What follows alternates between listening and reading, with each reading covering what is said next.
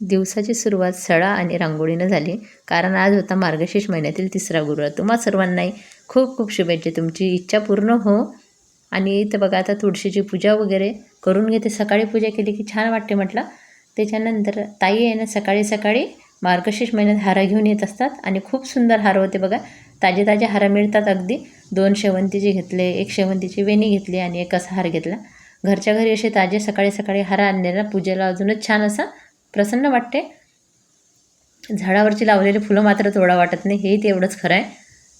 त्याच्यानंतर आता 5 फांद्या आपल्या बागेमधल्याच 5 झाडांच्या मी ठेवत असते कलशामध्ये आणि छान असं कलश पूजन करते. या वेलीला म्हणा का झाड म्हणा, इतके सुंदर फुलं आले होते, खूप छान जांभळ्या रंगाचे होते. आपल्याला मात्र वेलीसारखं नाही तर झाडासारखं बनायला पाहिजे, कारण वेलीला दुसऱ्यांचा आधार लागते, पण झाड कसं आपलं स्वतःच ग्रो होते. म्हणून आपण प्रयत्न केला पाहिजे की वेलीसारखं नाही तर झाडासारखं ग्रो होण्याचा प्रयत्न केला पाहिजे.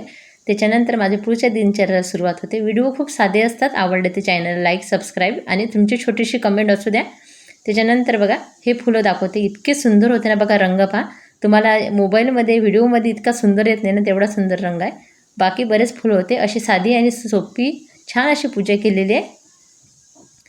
आणि पण वातावरण इतकं प्रसन्न झालं होतं. फोटो इतके छान आले नाही, पण पूजा इतकी सुंदर झालेली होती.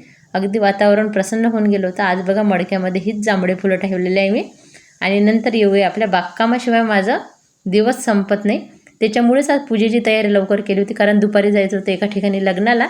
स्वयंपाक आणि पूजा झाली पाहिजे म्हटलं बाकीच्यांसाठी, पण बागकाम मात्र झालं पाहिजे याच्यासाठीच लवकर उठण्याचा प्रयत्न केला.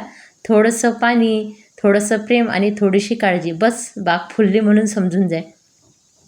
बागकाम म्हणजे आनंदाची बी लावून समाधाची फुले उगवण्याची कला.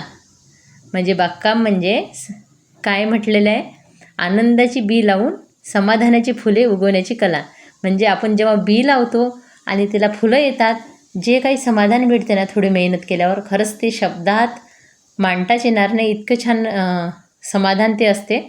आणि एखादा छंद बाकी छंदापेक्षा आहे ना बागकामामध्ये मन तर लागतेच, पण आरोग्यसुद्धा आपलं छान सुधारते. कारण आपल्याला झाडांसोबत राहून एक सजीव गोष्ट असते, आणि त्याच्यासमोर राहून आपल्याला वेगळाच असा आत्मविश्वास आपला वाढत जातो. कारण आपण एखादं बी लावतो, फुलेपर्यंत भरपूर मेहनत करतो आणि त्याच्यामध्ये आत्मविश्वाससुद्धा आपला वाढतो.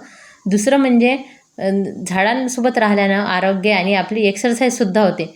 बऱ्याचदा मी काय करते, बकेटमध्ये खत देऊन जेव्हा पाणी देते ना, तेव्हा इकडून तिकडे जाणं म्हणजे चालणं होते, असं भरपूर हे होते.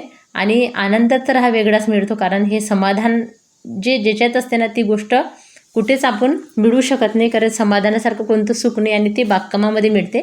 जो कोणी बागकाम करते ना, त्याला ह्या गोष्टी नक्कीच आवडेल. बागकाम तर आहेच, पण तुम्हाला कोणताही छंद असेल ना, ज्याच्यात जे तुमचं काम करता तेव्हा त्याचं मन वेगळंच राहते आपलं प्रसन्न.